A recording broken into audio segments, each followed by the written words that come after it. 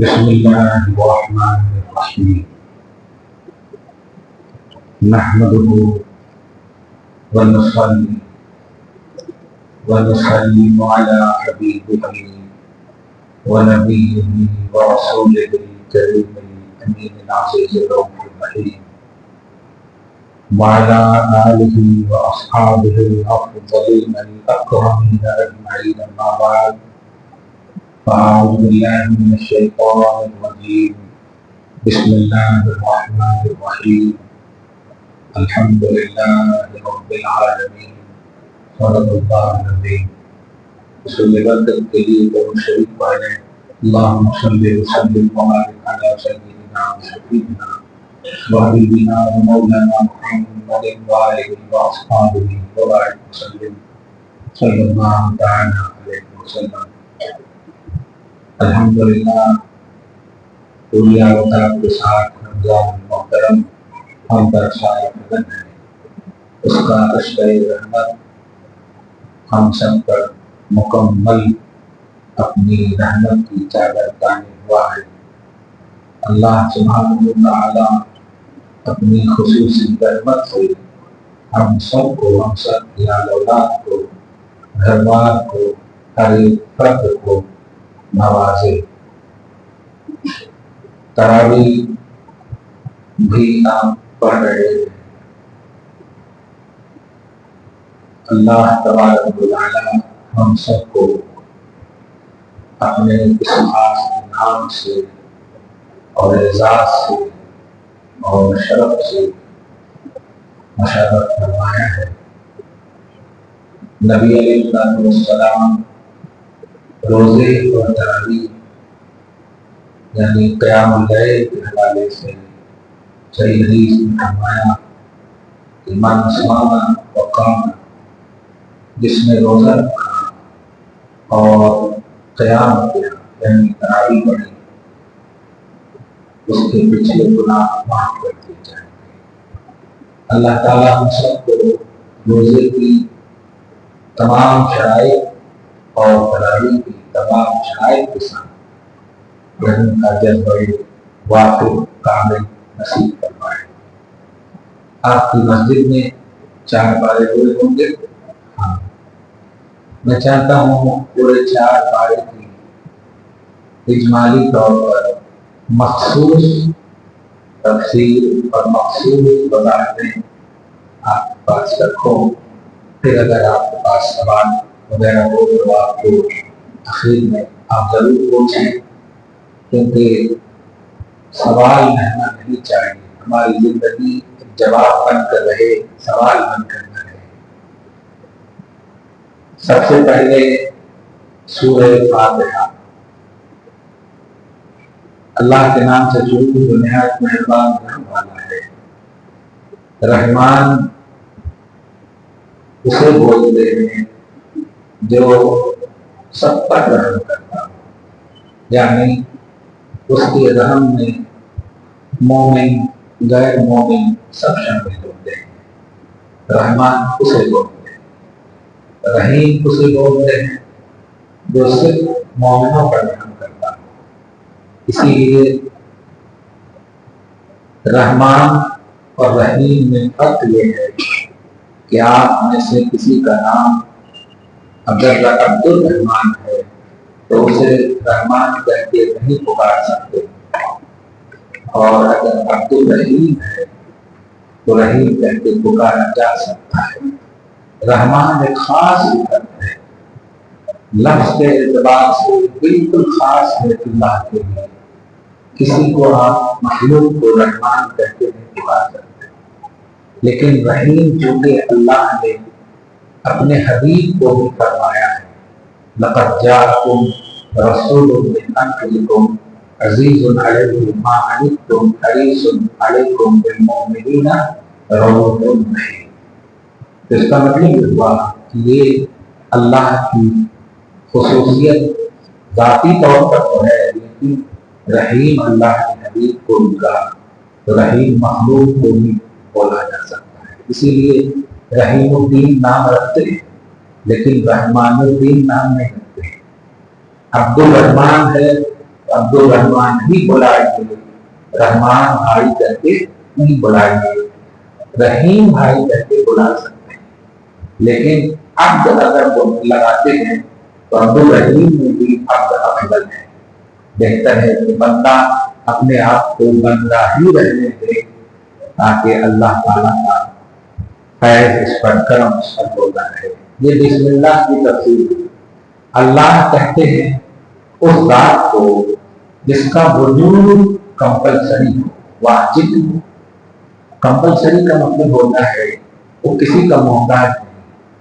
ہم بھی پائے جاتے ہیں، ہم بھی موجود ہیں، مسجد میں موجود ہیں، اللہ بھی موجود ہے، تو اللہ کا جو موجود ہونا ہے وہ انڈیپینڈنٹ ہے، اور ہمارا وجود ڈیپینڈنٹ ہے۔ ہم باپ کی وجہ سے موجود ہیں، باپ دادا کی وجہ سے موجود ہیں، لیکن اللہ کسی وجہ سے نہیں، وہ خود ہے۔ تو اللہ اس ذات کو کہتے ہیں جو خود موجود ہو۔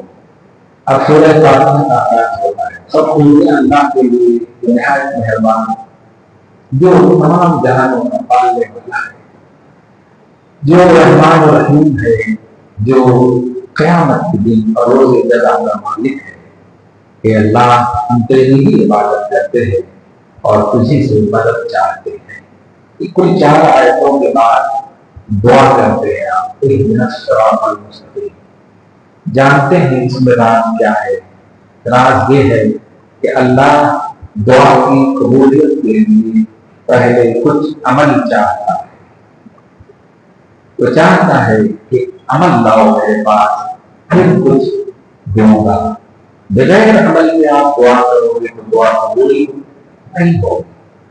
تو ایاک نعبد و ایاک نستعین، جب آپ نے کہا کہ اللہ ہم تیری عبادت کرتے ہیں، ہم تیری عبادت کرتے ہیں، اب دعا کر رہے ہیں آپ، تو اس کا مطلب یہ ہوا یہ اللہ سکھا رہا ہے، یہ اپنی سینس نہیں ہے، اللہ سکھاتا ہے۔ سورۃ فاتحہ کا راز یہ ہے کہ آپ کو عمل کا وسیلہ چاہتا ہے کہ آپ عمل لاؤ میرے پاس، پھر دعا کرو۔ خالی دعا کرو گے، خالی اپنی من کی مرادیں پاؤ گے، خالی من کی باتیں پیش کرو گے تو نہیں ہوگا۔ عمل لاؤ، عمل کا جذبہ پیش کرو، بتاؤ جب عبادت کرتے ہو یا نہیں۔ اگر عبادت کرتے ہو تو اب دعا کرو اہدنا الصراط المستقیم، کہ اللہ ہمیں سیدھی راہ چلا۔ فوراً دعا کرنے کا حکم ہے۔ اب ایک شکوہ کا بھی جواب آپ کو ملا کہ شوہر نماز پڑھتے ہیں تو بیوی شکوہ کرتی ہے، انہوں نے پڑھتے ان کو نہیں دے رہا اللہ تعالیٰ۔ نہیں، آپ کو کس نے کہا ہے کہ کون کیا کرتے ہیں؟ ہر ایک کی ذمہ داری ہے کہ نماز پڑھے، ہر ایک کی ذمہ داری ہے کہ عبادت کرے۔ ہر مسلمان مرد عورت بالغ عاقل پر عبادت لازم ہے۔ ایسا نہ ہو کہ شوہر نماز پڑھے اور بیوی انتظار کرے کہ اللہ ان کو برکت دے تو میں ان میں سے یوز کروں، ایسا نہ ہو۔ گھر کے ہر ممبر پر لازم ہے۔ اسی لیے میں عبادت کرتا ہوں نہیں، نہ بزرگ ہے، اور نہ بزرگ کہتے ہیں ہم سب کے لیے عبادت کرتے ہیں۔ سورۃ الکافرون میں قل یا ایھا الکافرون لا اعبد، اعبد ہوتا ہے میں عبادت کرتا ہوں، اور نعبد ہوتا ہے ہم عبادت کرتے ہیں۔ تو میں اور ہم یہی فرق ہے، میں سنگولر ہے اور ہم پلورل ہے۔ تو نعبد کا مطلب ہم سب عبادت کرنا، گھر کا ہر فرد عبادت کرنا۔ ہماری مائیں بہنیں بیٹیاں اگر پاسبل ہے ان کو نماز اور تراویح کی نماز، تو ان پر بھی لازم ہے کہ وہ گھر کو آباد رکھیں، گھر کو قبرستان نہ بنائیں، شاپنگ خانہ نہ بنائیں، عبادت خانہ ہے وہ۔ نبی علیہ السلام نے امت محمدیہ کے لیے فرمایا کہ جو ارض مسجد اور تبوا، کہ میری خاطر اللہ نے میری امت کے لیے پوری جگہ کو مسجد بنا دیا ہے، پوری جگہ کو مسجد بنا دیا۔ اسی لیے آپ ہم سب گھروں میں محبت کی تلقین کریں، یہ دادا گیری نہ ہو. مکھی صاحب بولے کرنا تو دادا گیری نہ ہو. سجیسٹ کرو, فورس کرو, سجیسٹ کرو, ہدایت کرو. آپ پر بھی لازم ہے. اگر عائشہ نہیں پڑھتی تھی نماز کو بتاؤ, فاطمہ نہیں پڑھتی تھی نماز کو بتاؤ, ازواج مطہرات نہیں پڑھتی تھی تو بتاؤ. عورت کے لیے آئیڈیل ازواج مطہرات صحابیات, ہم مردوں کے لیے آئیڈیل ابو بکر صدیق کہا اہل بیت. لہذا گھروں میں یہ عبادت قبول کیجیے. سورہ فاتحہ میں جو ذہن ریاضی جا کر نہ بولو. عبادت جب تک نہیں کریں گے کوئی دعا قبول نہیں ہوگی, کیونکہ اس بنا یہ دعا ہے. اور دعا سے پہلے چار عبادتوں کا نظرانہ آپ کو پیش کرنا ہے. کہنا ہوگا اے اللہ, ہم تیرے سلسلے میں رب العالمین کا عقیدہ رکھتے ہیں, رحمان الرحیم کا عقیدہ رکھتے ہیں, مالک یوم الدین کا عقیدہ رکھتے ہیں. تو ہمارا عقیدہ بھی اسلام ہے تیرے تعلق سے, اور عبادت بھی تیری ہی کرتے ہیں. اب تو دیکھے صراط مستقیم یہ ہے ایسا, یہ ہے سورہ فاتحہ کا تصور. تو سورہ فاتحہ میں عمل کے بغیر دعا قبول نہیں. یہ اب سورہ بقرہ میں ہم نے الف لام میم, الف لام میم اللہ رسول اس کی مراد زیادہ جانتا ہے. اس کے بعد شروع ہوتا ہے ذالک الکتاب لا ریب فیہ. اس میں بھی ذہن دینا ہوتا ہے کہ میں نے کہا کہ عمل کیجیے پھر دعا کیجیے. تو اگر یہی سن کر چلے جاتے تو عمل کرتے دعا کرتے. لیکن سورہ بقرہ میں چلے عمل کیجیے, اور عمل اور دعا کے بیچ میں کیا کرنا ہے وہ سورہ بقرہ کی 10 آیت بتا رہی ہے. ذالک الکتاب لا ریب فیہ, یعنی وہ کتاب ہے جس میں شک کی گنجائش ہے. اللہ فرمانا چاہتا ہے کہ یقین کرنا پہلے, شک نہ کرنا. ہم عمل تو کر لیتے, کرنے کے بعد دعا کرتے, دعا کے بیچ میں کیا ہے کہ دعا قبول ہوتی کہ نہیں, کیا ہے کہ دعا قبول ہوتی کہ نہیں. یہ جو سسپینس والی زندگی ہوتی ہے نا, یہ نہیں ہونا. اس سورہ بقرہ کا آغاز کرنا ذالک الکتاب لا ریب فیہ, شک نہیں کرنا, شک کی کوئی گنجائش نہیں ہے. اور سڈنلی آپ کو سورہ بقرہ کا آخری حصہ بتاؤ, سوچئے آغاز ہو رہا ہے یقین کے عقیدے کے ساتھ, اور انجام دیکھیں, اختتام دیکھیں سورہ بقرہ کا ربنا لا تؤاخذنا ان نسینا. یہاں پر بھی آپ دیکھیں معلوم یہ ہوا کہ عمل مانگ رہا ہے اللہ تعالیٰ, اور عمل کے بعد دعا کا ذکر ہے, لیکن دعا کے بیچ میں کیا کرنا ہے یہ اللہ پاک سورہ بقرہ میں بیان دیا ہے. سورہ بقرہ کی خلاصہ تفسیر یہ ہے کہ آپ یقین کیجیے اپنی دعا پر, جائز دعا کیجیے, من کی دعا نہیں, جائز دعا کیجیے.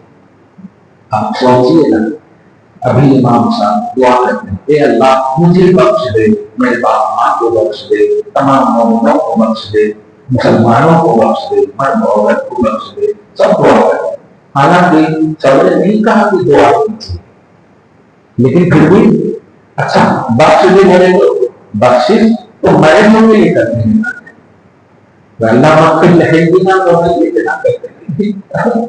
لیکن آپ ذرا غور کیجیے, کہیں اللہ مجھے بخش دے, میرے باپ ماں کو بخش دے. آپ ذرا سمجھیے, یعنی دعا آپ کرتے ہیں لیکن دعا میں کچھ سیونگ کا بھی کانسیپٹ ہوتا ہے. پرزینٹلی جو آپ کو ضرورت ہے تو وہی آپ مانگیں, ایسا نہ ہو. میں اس سے یہ دھیان دے رہا ہوں کہ اگر دکان نہیں چل رہی ہے تو دکان نہیں مانگ رہے ہیں.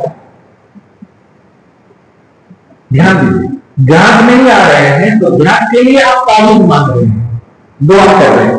ایسا نہ کیجیے, آپ مانگیے اے اللہ جو ہماری زندگی کے لیے بہتر ہے وہ عطا فرما. اے اللہ جو ہماری فیملی کے لیے بہتر ہے وہ عطا فرما. اے اللہ جو ہمارے لیے بہتر ہے, کیونکہ تو جو جانتا ہے وہ ہم نہیں جانتے. تیرے علم میں جو ہے تعلم ما فی نفسی, میرے اندر کیا ہے وہ تو جانتا ہے, لیکن تو میرے لیے کیا بہتر ہے وہ بھی تو ہی جانتا ہے, وہ نہیں جانتا. آپ تو سمجھ رہے تھے کہ میں دعا کی اللہ اچھی جگہ شادی ہو جائے, اچھی جگہ اچھا پیسہ ملنا چاہیے, تو ہم تو اچھے سوچ رہے تھے کہ اللہ تعالیٰ نہیں یہ تیرے لیے ابھی کوئی نہیں ہے, ابھی تو ہیلتھ کا خیال کر, ابھی تو اس کا خیال کر. تو اس کے لیے اللہ پاک کے نبی صلی اللہ علیہ وسلم نے سب سے جامع دعا جو ہمیشہ کرتے ہیں آتنا فی الدنیا حسنہ, سورۃ البقرہ ہی میں ہے وفی الآخرۃ حسنہ, مانا رب سے اے اللہ جب تک دنیا میں تو زندہ رکھ اچھا رکھ, اچھا حسنہ رزق نہیں, علم نہیں, حسنہ اچھا رکھ. جب آپ اچھے ہوں گے تو اچھے حکومت ہوں گے, جب سب چیز اچھی ہوگی, سب کچھ اچھی ہوگی تبھی اچھے ہوں گے. آپ ہیلدی نہ ہو اور خوب پیسے ہو آپ کے پاس بھی جانے کے فائدہ کیا ہوگا. اس لیے مین چیز ہے, اسی لیے ہزار نعمت میں سب سے بہتر نعمت ہیلتھ ہے, حیات ہے, ذکری طور پر صحت کا خیال. اور روزے کا بھی تجربہ یہی ہے, 11 مہینہ تک جو ادھر کھاتے ہیں, ادھر ادھر گوشت بن گیا تو ہے, ادھر ادھر الٹا پلٹا ہو گیا ہے نا, بھوکے رہو تاکہ وہ اچھے سے ادھر ادھر نہیں, سب اچھے سے ہو گئے پوری بات ہو گئی. ہاں یہ ہے تو ہیلتھ کا خیال کیوں, اس لیے کہ ہیلتھ ہی سبب ہے رکوع کا, ہیلتھ ہی سبب ہے قیام کا, ہیلتھ ہی سبب ہے سجدے کا. ہیلتھ اچھی رہی عبادت اچھی طرح کریں گے, یہ بڑی نعمت ہے. لہذا سورہ بقرہ نے ذہن دیا کہ آپ عمل کرنا, دعا کرنا, عمل اور دعا کے بیچ میں یقین کرنا. چنانچہ سورہ بقرہ ہی کی ایک آیت آپ نے سنی ہوگی, سورہ بقرہ میں آیت نمبر 186 میں اللہ پاک فرماتا ہے وجیب دعوت الداعی اذا دعان, اس سے پہلے اذا سألک عبادی انی فإنی قریب. میرے حبیب اگر لوگ میرا ایڈریس پوچھیں کہ میں کہاں ہوں تو بولو میں تو قریب ہوں, ہمیشہ قریب ہوں, خوب قریب ہوں تم سے, لیکن تم میرے قریب ہو نہیں, میں تو قریب ہوں, میری ایڈریس ہی ہے, میں تو شہرت سے زیادہ قریب ہوں, لیکن تم قریب ہو نہیں. اور تم قریب کی بات نہیں ہے نماز پڑھ رہے ہو, عبادتیں کر رہے ہو, وہ کام کر رہے ہو نہیں جس سے احساس ہو کہ اللہ سے میں قریب. یہ ہے اصل, اللہ کو یہی کرنا آپ سے قریب ہے, نہ اللہ کو یہی اپنے قریب کہ ہم شہر سے زیادہ کریں. تو ہمیں اگر لوگ پوچھیں نہیں قریب, ان کو کہیں میں تو قریب ہوں, میں تو میری کا قریب. اور سنو اسی خدا ہوتا ہے جب جب دعا کرو گے دعا کو قبول کروں گا, لیکن اس نے شرط بتایا, ایک شرط بتایا اسی خدا ہوتا ہے اسی خدا ہوتا ہے. جب دعا کرنے والا دعا کرتا ہے تو میں اس کی دعا کو قبول کرتا ہوں, اس کی دعا کو قبول کرتا ہوں, لیکن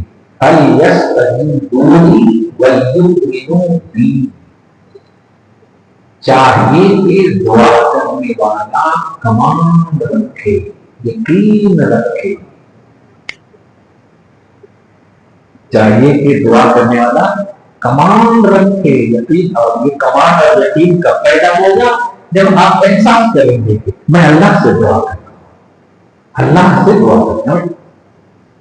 اسی دعوت الداعی اذا دعان فلیستجیبوا وليؤمنوا بی, میرے اوپر یقین رکھے.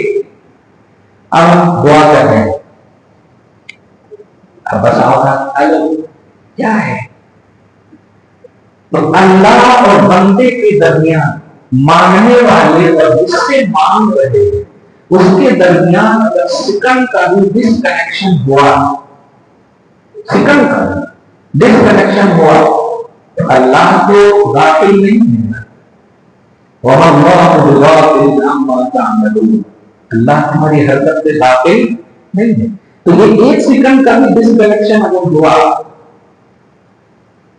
بندہ نہیں دیتا ہے اب टिकट कटाने जाते हैं काउंटर पे, पैसा आप दीजिए और इधर देखिए तो डांट शुरू हो जाती है, अरे लो जी कहाँ देते हैं। लेकिन देने वाला, अगर आप लेने वाले की ध्यान नहीं देंगे उसकी तरफ तो नहीं मिलता। दुनिया में वो अल्लाह जो एनी टाइम आपको देख रहा है, एक सेकंड के लिए भी डिस्कनेक्ट नहीं है।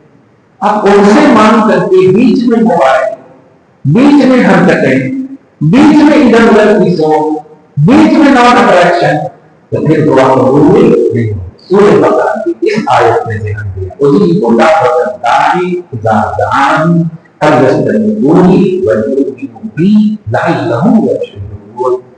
अगर यकीन रखोगे, अमल करोगे, दुआ से करके यकीन रखोगे, डिस्कनेक्शन नहीं होगा मेरे और तेरे दरमियान, तू जो मांग रहा है वो दूंगा ही, अलावा जो मेरे लिए बेहतर होगा वो भी दूंगा, जो बेहतर होगा वो भी दूंगा।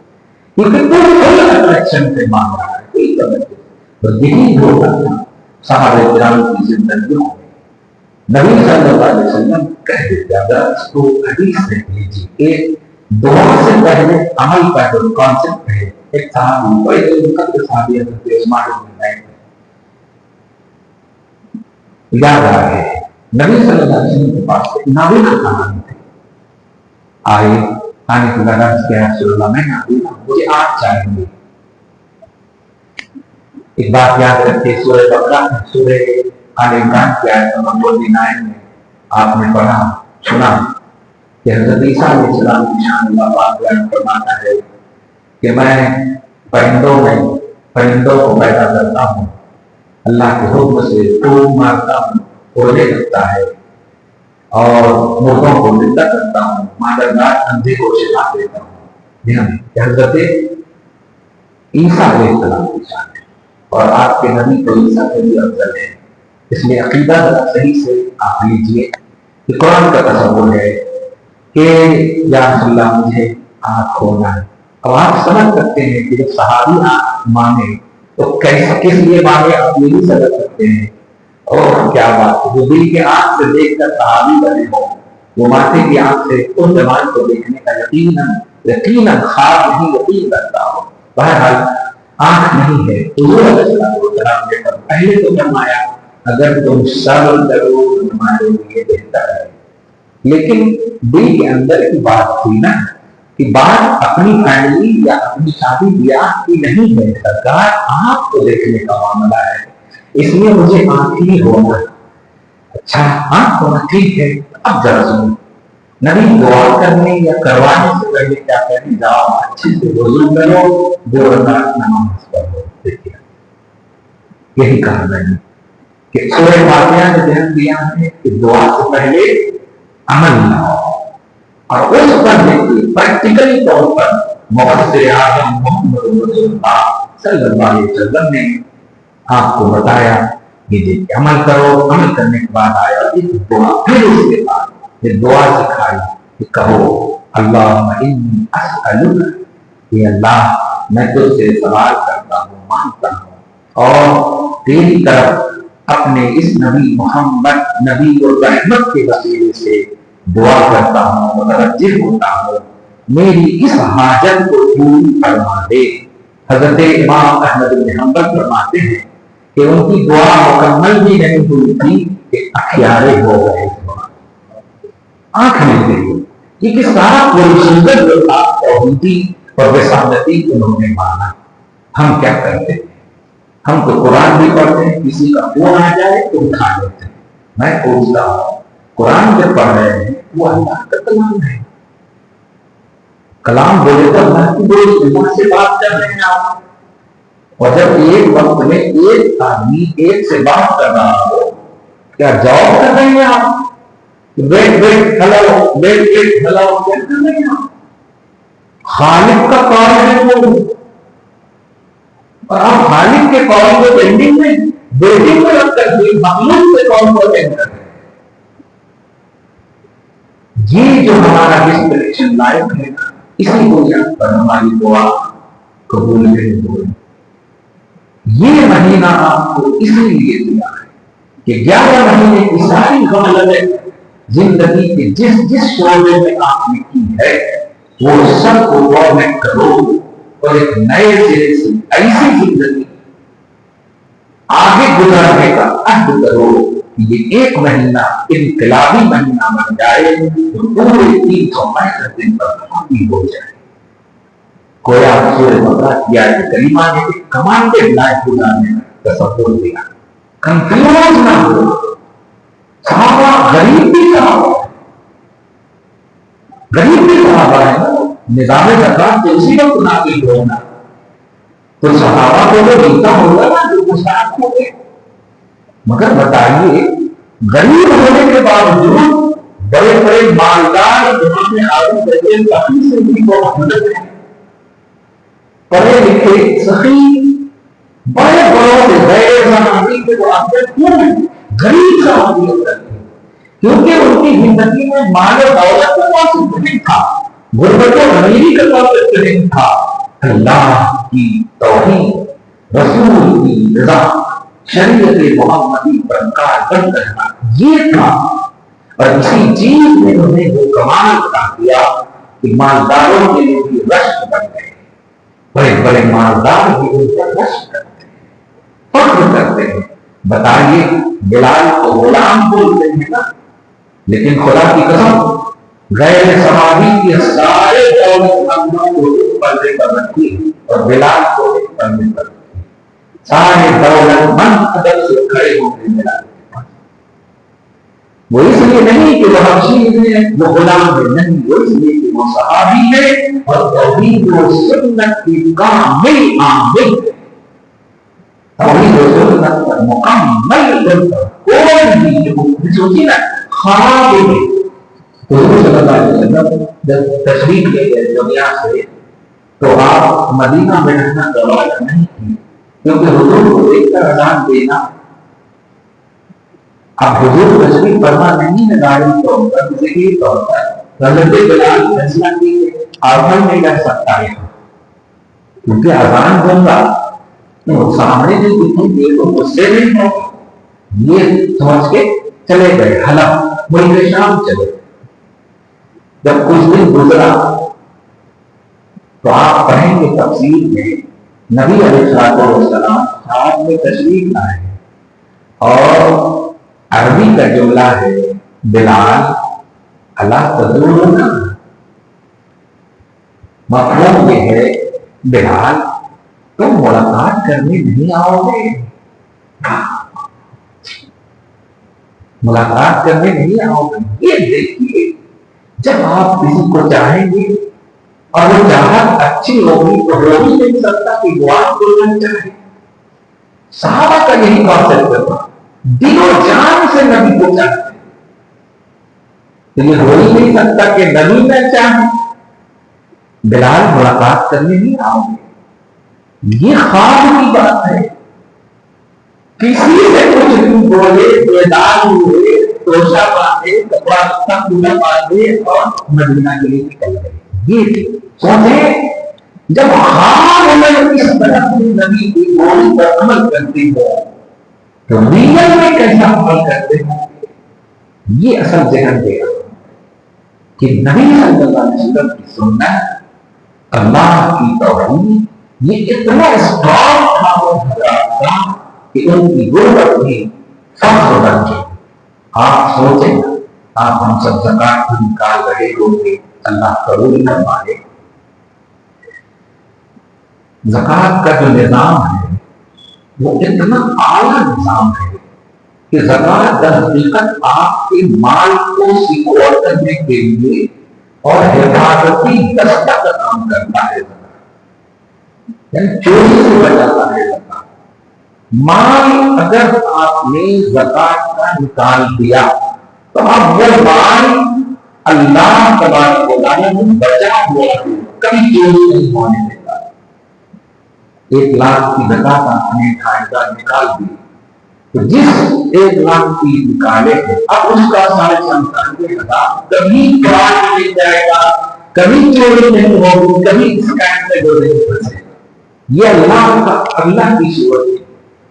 تو زکات جو مال کی نکالی جاتی ہے وہ در حقیقت آپ کے بچے ہوئے مال کی حفاظت کے لیے، جب تک آپ نہیں نکالیں گے پورے مال کا خطرہ منڈلاتا رہتا ہے ان مالوں پر اور ادھر ادھر ہو جاتا ہے، اس لیے نظام زکات رکھا گیا۔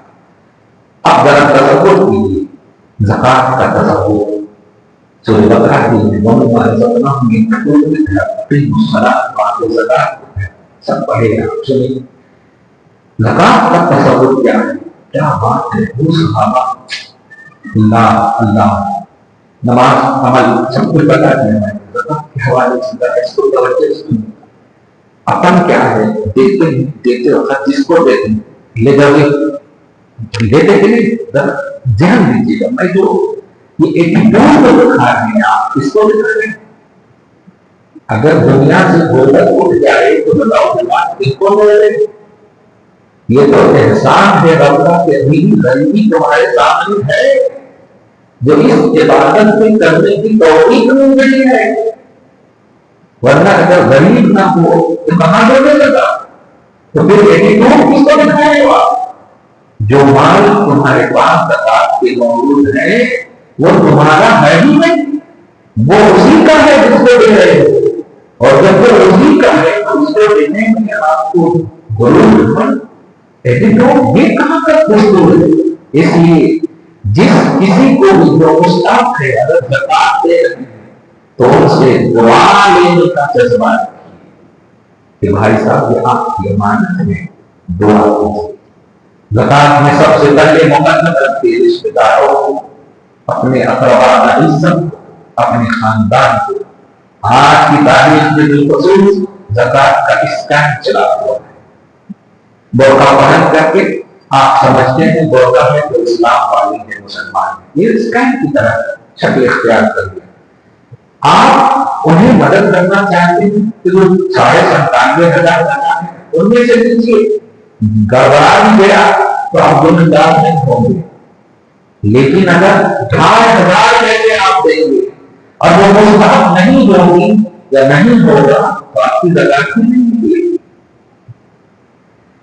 اسی لیے کہا کمانڈیٹ کو دیجیے، اور آپ ایسا بولیں گے کہاں سے تلاشنا، واہ شادی بیاہ میں 17 فوٹو دیکھ سکتے ہیں، ریجیکٹ کر سکتے ہیں، سنت مستحب میں الگ الگ پینشن کی طرف دھیان دے سکتے ہیں جہاں اچھا نہیں، صفائی یہ عبادت کرنے کے لیے آپ کہنے کا دیکھنا، یہ کون سی سوچ ہے آپ کو دیکھنا ہوگا، محلے میں نظر کرنا ہوگا، بھلائی تاخیر ہو جائے، تاخیر سے بچنے کے لیے آپ باتیں تو نہیں کر سکتے ہیں، جیسے اگر وہ پانی نہیں ہے تو آپ بغیر سے نماز نہیں پڑھیں گے، اس کا ریپلیس تیمم میں اس کو کر دیا، اگرچہ جماعت چل رہی ہو مگر تیمم آپ کو کرنا ہوگا۔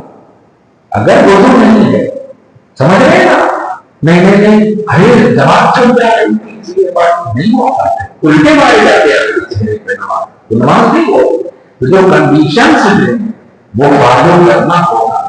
ایسے ہی زکات کی کنڈیشن ہے کہ وہ مستحق ہو گئے، اور مستحق میں بھی قریب تک رشتے داروں کو قدم رکھی، فقیر جو غریب آپ کے خاندان میں ہیں ان کو قدم رکھی۔ یہ کیسا خاندان ہے کہ آپ مالدار ہیں اور آپ کے رشتے دار غریب ہیں، اور باہر سے آ کر کے لوگ لے جا رہے ہیں۔ غریب خاندان ہے چلے گا، باہر کے لوگ لے جائیں یہ بھی چلے، یہ کیسی سوچ ہے آپ کی۔ بند کیجیے دشمنی، بند کیجیے حسد، بند کیجیے غیبت کی، بند کیجیے آپس کی رواداری کا خاتمہ۔ یہ جو دشمنیاں ہیں یہ چیز بڑی بننی پڑے گی۔ سورہ نساء سنے ہوں گے آپ، سورہ نساء کی کس طرح سے کلمہ ہے، یا ایھا الناس اتقوا ربکم الذی خلقکم من نفس واحدہ وخلق منها زوجها وبث منهما رجالا كثيرا ونساء واتقوا اللہ الذی تساءلون به والارحام۔ مجھے زیادہ نہیں بولنا، اس میں ایک لفظ بولنا، وہ یہ ہے کہ شادی کی نکاح میں یہ آیت پڑھی جاتی ہے نا، خطبہ نکاح یا ایھا الناس اتقوا پہلی آیت پڑھی جاتی ہے، یا الذین آمنوا پھر یا الذین آمنوا، پہلے آیت یہ پڑھی جاتی ہے، سمجھ رہے ہیں؟ اب بتائیے خطبہ نکل میں یہ آیت پڑھی جاتی ہے، اے لوگوں اپنے رب سے ڈرو، یعنی نئے رشتے جوڑنے میں یہ آیت پڑھی جاتی ہے۔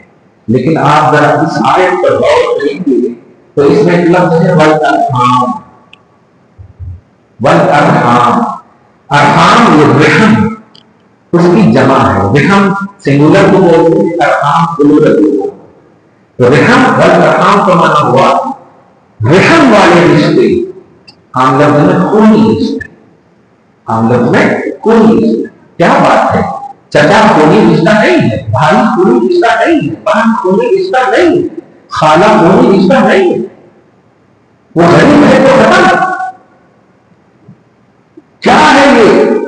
اللہ کی ذات کریمہ میں بتا رہا ہے، اس کا کہنا ہو ایک نیا رشتہ جوڑنے والے ہوگے، نئے رشتے جوڑ رہے ہیں ٹھیک ہے، لیکن جو نیچرلی طور پر رشتے جڑے ہوئے ہیں ان کو نہ چھوڑنا۔ واتقوا اللہ الذی تساءلون بہ والارحام، ڈرنا اللہ سے کہ کہیں رحم والے رشتے چھوڑ نہ جائیں، سمجھ رہے ہو؟ رحم والے رشتے چھوڑ نہ جائیں، خونی رشتے برا نہ دینا، بیوی کی خاطر بھائی کو، والدین کو، خاندان کو، اپنے کو برا نہ دینا، یہ ذہن دینا۔ خلاصہ یہ نکلا کہ آپ ہم سب کو جگہ دیں گے اور خاندانوں کو کر دیتے ہیں۔ ایک اور چلا ہوا ہے ہر مدرسے نہیں ہو، یہ بھی چلا ہوا ہے۔ یہ ہماری درس قرآن میں عورت پوچھی مدرسے کو دینا، میں کہا واہ، مدرسے میں لوگوں پڑھنے کے لیے آتے، ہر پڑھنے والا غریب ہے، ارے شریعت بچے میں ہے وہاں، شریعت سمجھنے کے لیے آپ نے 10 داخلہ لے لیا تو کیا آپ غریب ہو گئے؟ یہ کیسی تھنکنگ ہے کہ مدرسے میں جو ہوں گے وہ غریب ہی ہوں گے؟ یہ تھنکنگ کو ختم کرو، یقین کرو، نمان کے پیش کرو گے، واقعی مستحق ہے تو ٹھیک ہے، ہم نہیں روک رہے، لیکن آپ یہ تھنکنگ ہے آپ کی کہ غریب بچے ہیں اور آپ کے یہاں ایک مرتبہ پرانی قرآن خانی کے وقت سے کیا آ گئے تو سب غریبی چاہیں غریبی ہے، یہ لوگ کرنا کیا ہے؟ قرآن پاک سورہ توبہ اس کا ذکر ہے، انما الصدقات للفقراء والمساکین، بولتے سب سے لاسٹ میں ابن سبیل کا ذکر ہے۔ ابن سبیل بولے تو وہی طالب علم جو اللہ کی راہ میں دین سیکھنے کے لیے نکلتے ہیں، ان کو ابن سبیل بولتے ہیں۔ سب سے لاسٹ میں اس کو رکھا ہے کہ یہ سب کے لیے پھر بھی 50 ہے تو ان کو بھی دے دو، دین سیکھ رہے ہیں، یہ ہے۔ لیکن آپ ذہن کیا ہے؟ مولوی صاحب ہے نا، کیا ہے یہ؟ میں تو اس لائن کا ہوں، سیکٹر چلاتا ہوں، مگر مجھے ہدایت کرنی ہے آپ کی، صحیح مال کھاؤ گے تو صحیح تحقیق اور رسوم کرے گا، وہ کرے گا، اور کھلاؤ گے بھی تو ثواب نہیں ملے گا، ورنہ کل قیامت کے دن زبان بند ملے گی، کو زبان دے دے گا، ہر چیز بولے گی۔ اب آپ سوچیں پوری تحقیق کرتے تھے، آپ عبادت کے نام سے ٹائم نہیں ملا تحقیق کرنے والے، کوئی نہیں کیا، نہیں کمانڈ رکھنا، یقین رکھنا۔ تو زکات میں سب سے بڑی چیز ہے، آپ پر ضروری ہے تو آپ زکات کو الگ کر دیجیے اور مستحقین کی فہرست بنائیں۔ آپ بولتے تو جا کر دیجیے، جانے کا بھی آنے کا بھی انتظار نہ کیجیے۔ بہت سارے ایسے خاندان میں ہوتے ہیں جو عزت نفس کی بنیاد پر کام کرتے ہیں،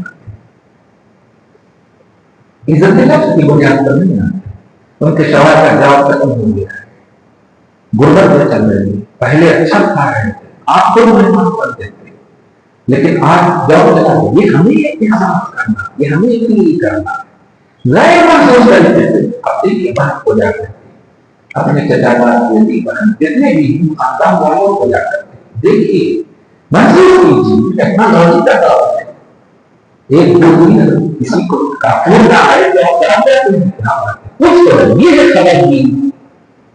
اگر آپ نے ایسا کیا جان رکھیے ایک قدم تک کتنے گنا سوال ملے گا ہم مل نہیں سکتے. اللہ بائنڈے کی وجہ سے ان کو گائیڈ کتنا دے گا. بہرحال نماز عمل بھی، عبادتیں بھی، رمضان زکات بھی. اور آخری بات جو سب سے امپورٹنٹ ہے وہ یہ ہے کہ آپ نے ان 4 باروں میں ایک آیت سب سے لمبی آیت پارہ نمبر 3 میں سب سے لمبی آیت 15 لائن کی آیت بنی ہے. 15 لائن کی ایک ہی آیت ہے.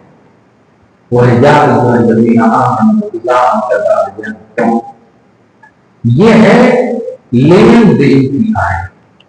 اپن جو کاروبار کرتے ہیں لین دین، چھوٹی دکان ہو، بڑی دکان ہو، فائنینس ہو، انویسٹمنٹ ہو، تجارت کا کوئی شعبہ، یہ جتنے بھی لین دین کے شعبے ہیں سب سے بڑی آیت پورے قرآن میں یہی آیت ہے.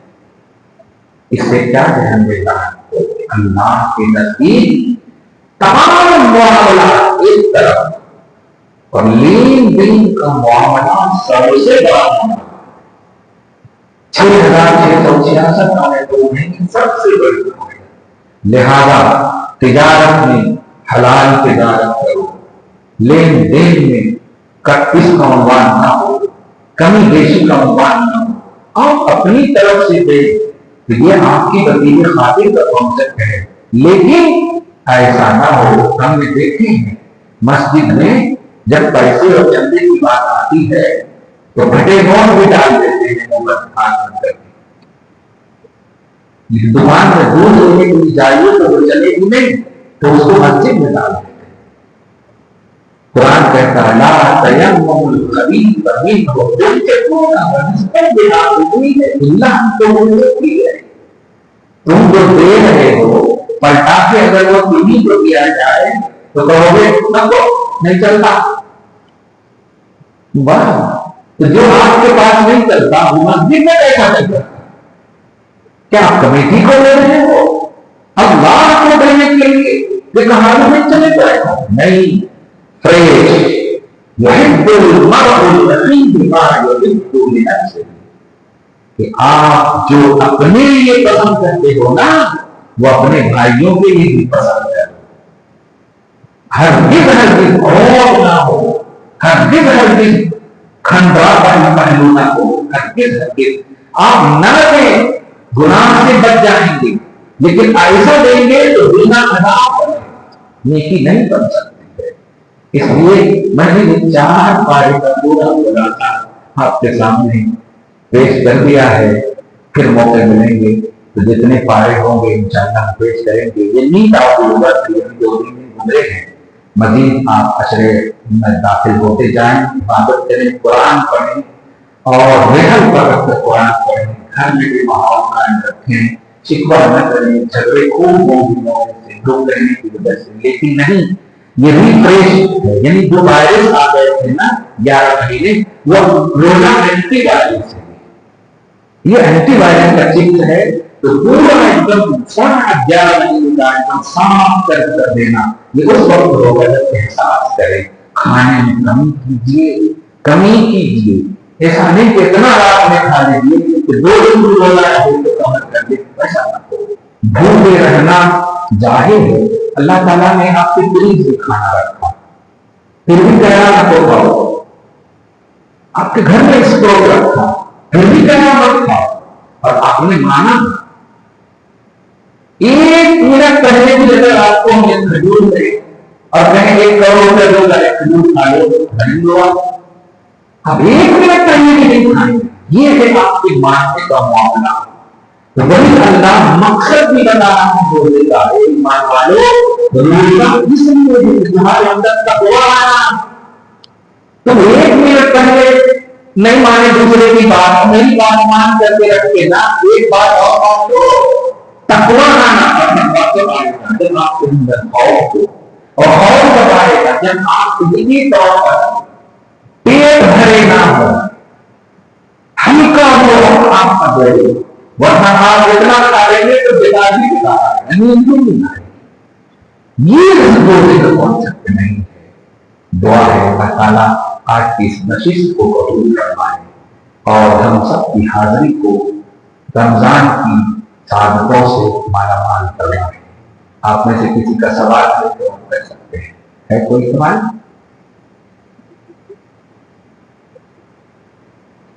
چلیے نہیں ہے تو الحمدللہ دعا کرتے ہیں اللہ آپ سب کے گھر بار کو اولاد کو برکتوں سے نوازے اور دعا کو یقین کے ساتھ کرنے کا جذبہ نصیب کرے اور دعا کو قبول فرمائے۔ آمین بجاہ سیدنا محمد